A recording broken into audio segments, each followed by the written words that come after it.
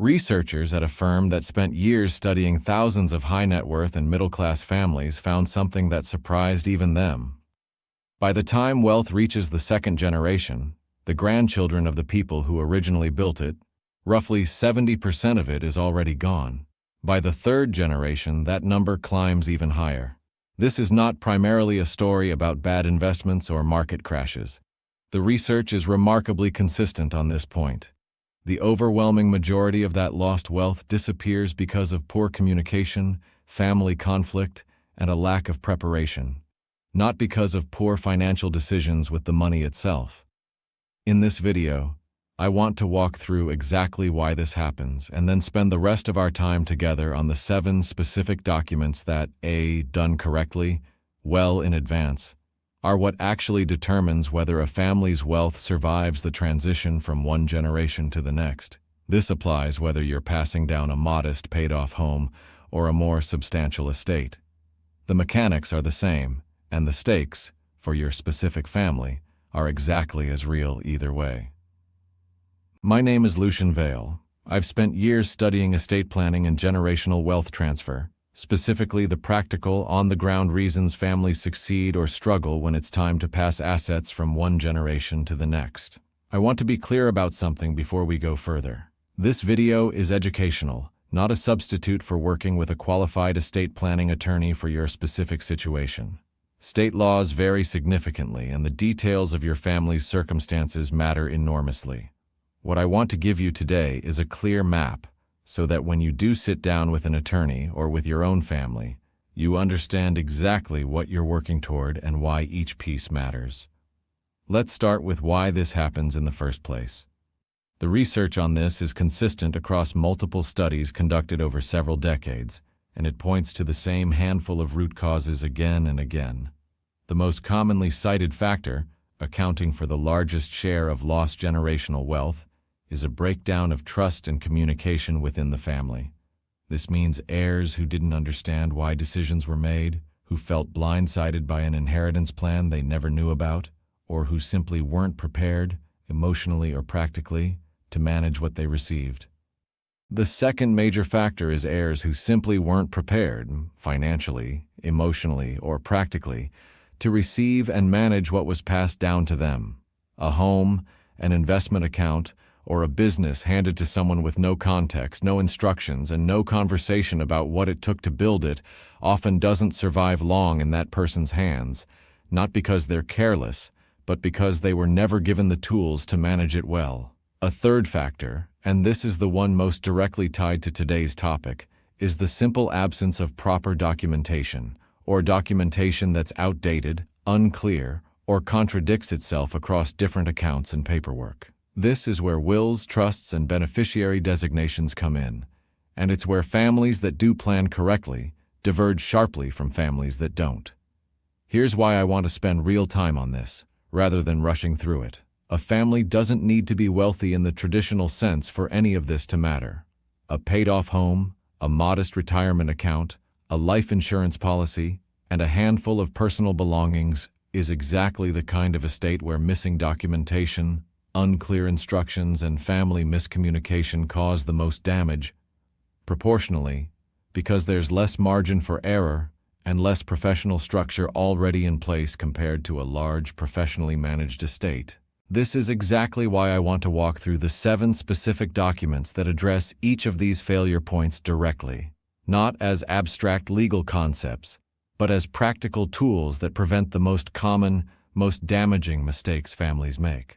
The first document is the one most people have at least heard of, even if they don't have one themselves: the will. A will is a legal document that specifies how you want your assets distributed after your death, names an executor to carry out those instructions, and, critically, if you have minor children, names a guardian for them. It is the foundational document of estate planning, and yet a significant percentage of American adults, including a notable share of people over 60, do not have one at all. Here is what happens if you die without a will, referred to legally as dying intestate. Your state's intestacy laws take over, and your assets are distributed according to a fixed formula written into state law, regardless of what you would have actually wanted. This formula doesn't account for a child you were estranged from, a stepchild you helped raise but never formally adopted, a longtime partner you weren't legally married to, or specific wishes about who should receive sentimental items. This is exactly the kind of situation that creates the family conflict the earlier research identified as the single biggest cause of lost generational wealth. Siblings disputing who should have received what, a surviving partner with no legal standing at all, or a family business with no clear succession plan suddenly being divided according to a formula nobody chose. Now let me address the specific mistake I see most often, because having a will isn't enough on its own. It has to be done correctly and kept current. Mistake 1. An outdated will. A will written 20 years ago, before a divorce, a remarriage, the birth of grandchildren, or a significant change in assets may no longer reflect your actual wishes, and in some cases may even name an executor or guardian who is no longer appropriate or even still living. Mistake 2. Vague language about specific items. I leave my personal belongings to be divided fairly among my children, sounds reasonable, but fairly means something different to every person in the room, and this exact kind of vague language is one of the most common triggers for family disputes after a death. Mistake 3. Not following your state's specific execution requirements, the number of witnesses required, whether notarization is needed, and other formalities that vary by state. A will that isn't properly executed according to your state's rules can be challenged or invalidated entirely, even if your intentions were perfectly clear. Action step. If you don't have a will, this is the single most important first step in this entire video. Work with an estate planning attorney to create one. If you do have a will, pull it out and review it specifically for 3 things. Is it more than 5 years old? Does it reflect your current family situation? And does it use specific rather than vague language about who receives what? The second document is one that often gets confused with a will, but serves a meaningfully different purpose: the revocable living trust. A revocable living trust is a legal entity you create during your lifetime, into which you place your assets, your home, investment accounts, and other property. You maintain full control over everything in the trust while you're alive. You can buy, sell, add, or remove assets freely, and you can change or cancel the trust entirely, which is exactly what revocable means. Here is the single biggest practical advantage of a properly funded trust compared to a will alone. Assets held in a trust generally avoid probate. I want to explain what probate actually is, because this is the piece that makes the trust valuable for so many families. Probate is the court-supervised legal process of validating a will, paying off the deceased's debts, and distributing the remaining assets. It is a public process, meaning anyone can look up the records, and it typically takes anywhere from several months to over a year, sometimes longer, if the estate is complicated or contested. It also involves court fees, and often attorney fees that come directly out of the estate, reducing what's ultimately left for the heirs. A properly funded revocable trust allows assets to bypass this entire process. Instead of going through court, the assets in the trust transfer directly to your named beneficiaries according to the trust's instructions, typically within weeks rather than months, privately rather than as a matter of public record, and without the same level of court and attorney costs. Now here's the phrase I used a moment ago that matters enormously: properly funded. This is the single most common mistake people make with trusts, and it completely undermines the entire purpose of having one. Creating a trust document is only step 1. The trust has to actually be funded, meaning your home's title needs to be formally transferred into the trust's name, your bank and investment accounts need to be retitled or designated to the trust, and so on for every asset you want the trust to cover. A trust that exists as a document but was never actually funded with your assets provides none of the probate avoidance benefit. Your assets, still legally in your individual name, go through probate anyway. This happens far more often than people realize. A family pays for a trust to be created, feels a sense of relief that their planning is complete, and never goes back to actually transfer their major assets into it. Action step. If you have a trust, contact your estate planning attorney, and specifically confirm whether your major assets, particularly your home, have been formally retitled into the trust's name.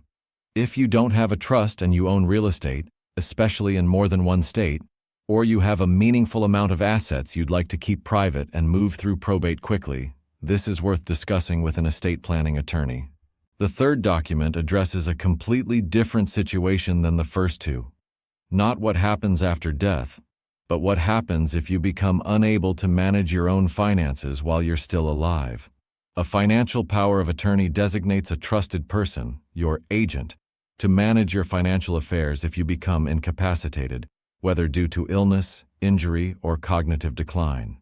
Without this document in place, even your closest family members have no legal authority to access your accounts, pay your bills, or manage your investments on your behalf, no matter how close the relationship. Here's what happens if you become incapacitated without a financial power of attorney in place. Your family generally has to petition a court for what's called conservatorship or guardianship, a legal process that is time-consuming, expensive, public, and emotionally difficult, all happening during a moment when the family is already dealing with a health crisis. A properly executed financial power of attorney prevents this entirely. Your chosen agent can immediately step in, pay your bills, manage your investments, handle your taxes, and make financial decisions on your behalf, without any court involvement at all. There are two important variations worth knowing about. A springing power of attorney only takes effect once a doctor certifies you're incapacitated, which sounds appealing for privacy, but can actually create delays at the exact moment speed matters most, since obtaining that medical certification takes time. A durable power of attorney, by contrast, takes effect immediately upon signing and simply remains in effect even if you later become incapacitated. Most estate planning attorneys recommend this version specifically because it avoids any delay. Action step. If you don't have a financial power of attorney, this is genuinely one of the most urgent documents on this entire list to address, because incapacity can happen suddenly and without warning at any age, not just in old age. Work with an estate planning attorney to create a durable financial power of attorney, and choose your agent carefully, since this is a position of significant trust. The fourth document is closely related to the third, but addresses medical decisions rather than financial ones, and it's just as urgent. The healthcare power of attorney, often paired with an advance directive or living will. A healthcare power of attorney designates someone to make medical decisions on your behalf if you're unable to communicate your own wishes, due to unconsciousness, advanced dementia, or any situation where you can't make or express decisions yourself. An advance directive, sometimes combined into the same document, specifically states your wishes about end-of-life care, life support, resuscitation, and other major medical decisions, so your designated agent and your medical team have clear guidance rather than having to guess. Without these documents, if you're incapacitated and unable to communicate, medical decisions may default to a state-determined hierarchy of family members, which might not be the person you would have actually chosen, and which can create significant conflict if multiple family members disagree about your care, all happening during an already devastating medical crisis. I want to share something important about why this document specifically prevents family conflict, connecting back to our earlier discussion about why generational wealth actually disappears. When a family has to guess what their loved one would have wanted regarding medical care and different family members have different opinions, it can create rifts that last for years, rifts that often extend directly into how the eventual estate is handled, contested, and divided. A clear advance directive removes the guesswork. Your family isn't left wondering or disagreeing about what you would have wanted, they know, because you told them, in writing, in advance. Action step. Work with an estate planning attorney, or in many states a simple state-provided form, to create both a healthcare power of attorney and an advance directive. Beyond simply signing the document, have an actual conversation with the person you've named as your healthcare agent about what matters most to you, so they're prepared to advocate for your wishes, not just hold the legal authority to do so. The fifth document on this list isn't a single document at all. It's a category, and it's the one that causes more unintended consequences than almost anything else on this entire list. precisely because most people don't realize how powerful it is. Beneficiary designations. Here is the concept that I most need you to understand clearly. For certain types of accounts, retirement accounts like 401ks and IRAs, life insurance policies, and accounts with payable on death or transfer on death designations, the beneficiary listed on that specific account overrides whatever your will says, completely, regardless of what your will states. Let me give you the example that illustrates exactly why this matters so much, because this exact scenario happens to real families regularly. Someone updates their will after a divorce to leave everything to their new spouse and children, but they never went back and updated the beneficiary designation on their old 401k from decades earlier, which still lists their ex-spouse. When that person passes away, the 401k goes entirely to the ex-spouse regardless of what the carefully updated will says, because the beneficiary designation is the controlling document for that specific account. This is not a rare edge case situation. This is one of the most common estate planning failures in the country, precisely because beneficiary forms are filled out once, when an account is opened, often decades before someone passes away, and are rarely revisited unless something prompts a person to think about it. Here is the list of accounts where this applies and where you need to check your current beneficiary designations: 401ks and other employer retirement plans, IRAs, life insurance policies, annuities, and any bank or investment accounts with a payable on death or transfer on death designation. Action step. This is, in some ways, the single fastest and most impactful thing you can do after watching this video. Make a list of every account you hold that has a beneficiary designation, contact each institution directly, and confirm the current beneficiary on file matches what you actually want today, not what made sense when the account was opened. This typically takes less than an hour total across all your accounts, and it can prevent exactly the kind of outcome described in the example above. The sixth document is one that most estate planning attorneys never specifically prompt their clients to create, even though it directly addresses the single biggest cause of lost generational wealth that we discussed at the start of this video: the letter of intent. A letter of intent is not a legally binding document like a will or trust. It's a personal letter, written in your own words, that explains the reasoning behind your decisions, shares the history and meaning behind specific assets, and communicates values, wishes, and context that a legal document simply cannot capture. Remember the research we covered at the beginning. The single largest cause of lost generational wealth was a breakdown of communication and trust. A legal will tells your family what you decided. A letter of intent tells them why, and that single difference is often what prevents the resentment, confusion, and conflict that legal documents alone cannot address. Let me give you a concrete example of how this works in practice. A will might state that one adult child receives the family home while the other two receive equivalent cash value from other assets. Without explanation, the child who didn't receive the home might feel slighted or wonder why. A letter of intent can explain in the parent's own voice that this decision was made because that particular child lived nearby and had been the primary caregiver in recent years, or because the other two children had already expressed they didn't want the maintenance responsibility of a house, context that transforms a decision that could feel unfair into one that makes complete sense.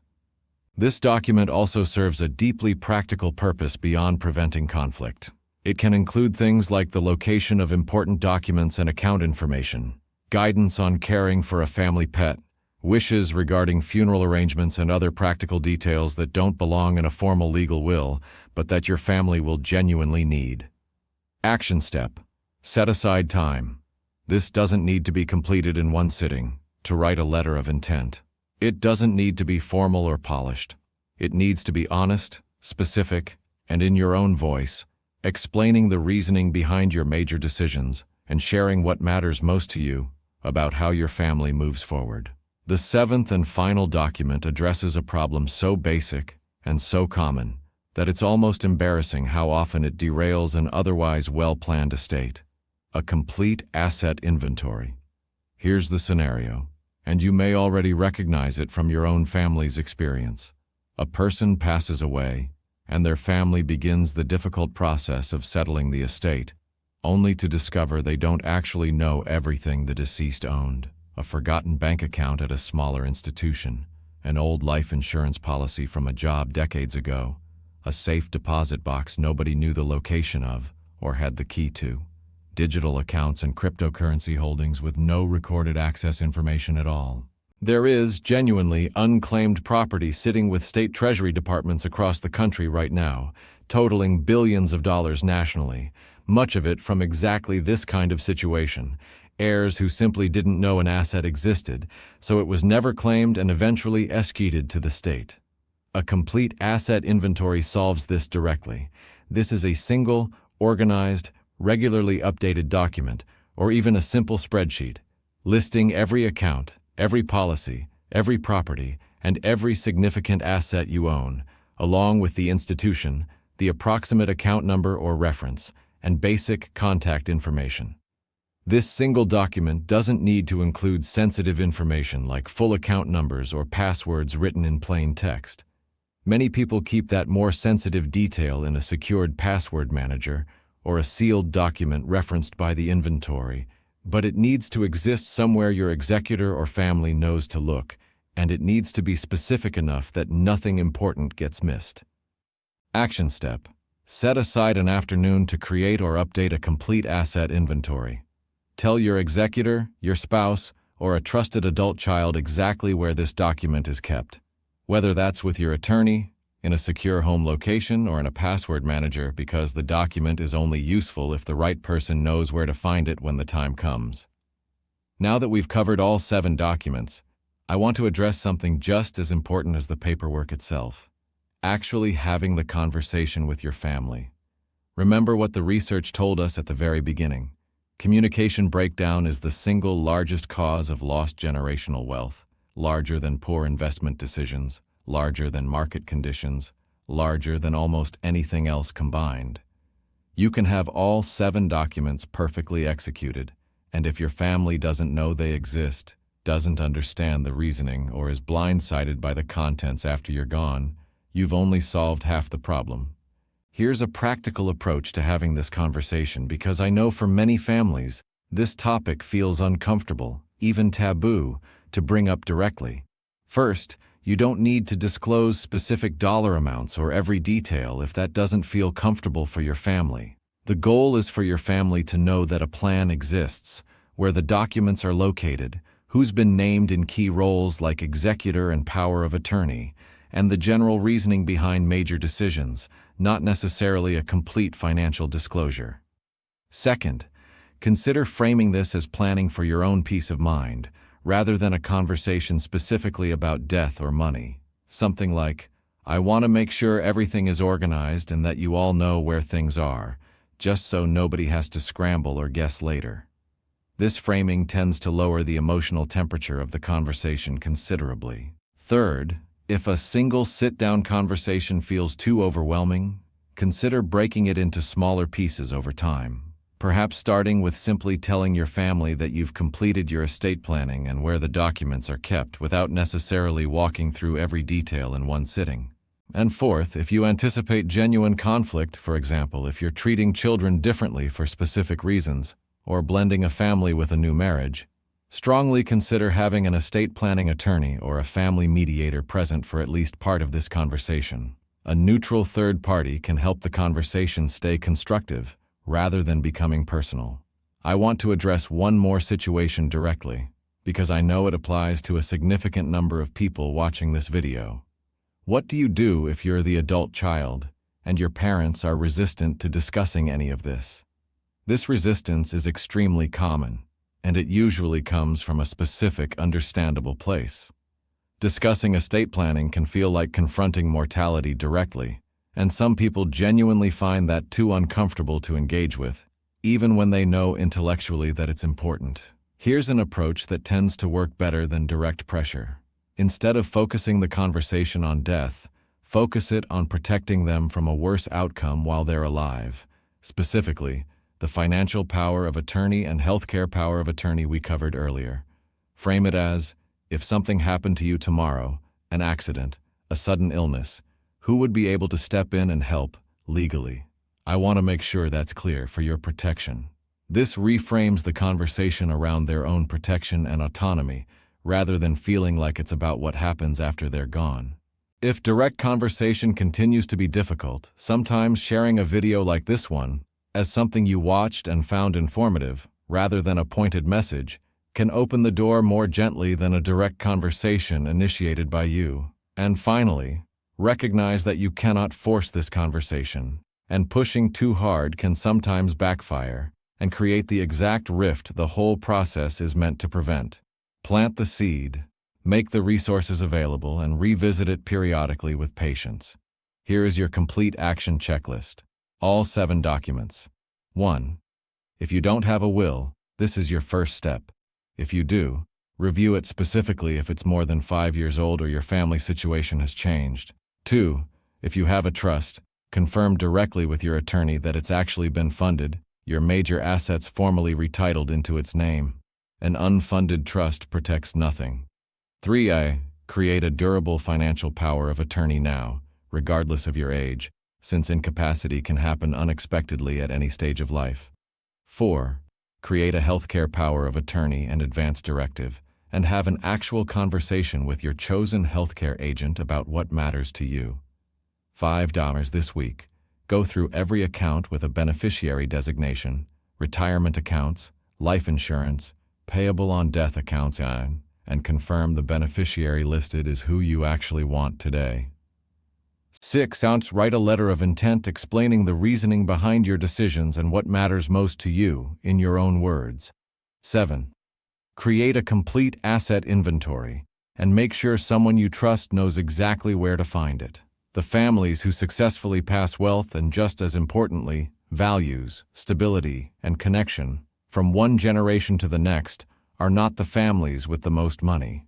They're the families who did this specific work. The documents, done correctly and kept current, and the conversations, had honestly and with care. This is genuinely one of the most meaningful things you can do for the people you love, not because of the dollar amount involved, but because of the conflict, confusion, and uncertainty it prevents during what will already be one of the hardest periods your family goes through. If this video helped you, subscribe. Every week I cover the financial and legal realities that protect families and the wealth, however large or modest, that they've worked to build. Share this with your family, not as a hint, but as a genuine invitation to start this conversation together, on your own terms, while there's still plenty of time to do it right. I'll see you in the next one.